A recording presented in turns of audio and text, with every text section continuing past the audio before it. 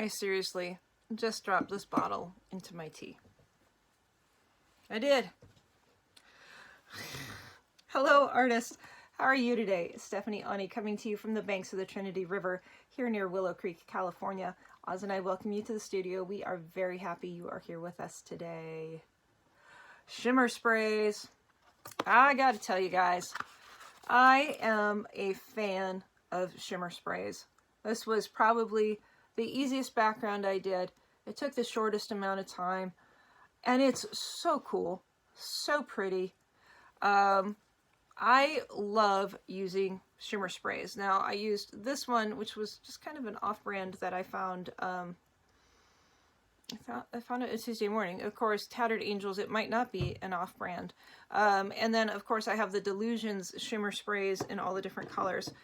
I dig these. Now, these always have a bit of an issue with the spray nozzle. Not gonna lie. I have a lot of issues, but I don't wipe them off every time when I'm done with them. I don't store them sideways. You know, there are things that you can do to make these shimmer sprays work better. But honestly, I kind of like that splatter effect that I can get off of them.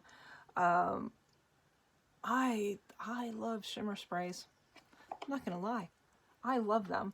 And I haven't really used them for backgrounds for a long time.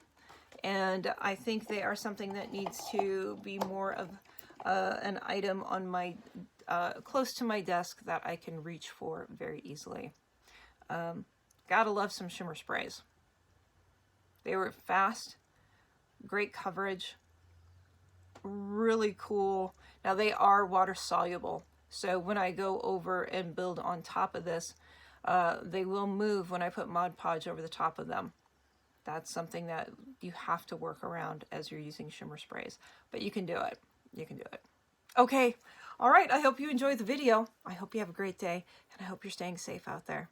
Love you bunches. We'll chat soon.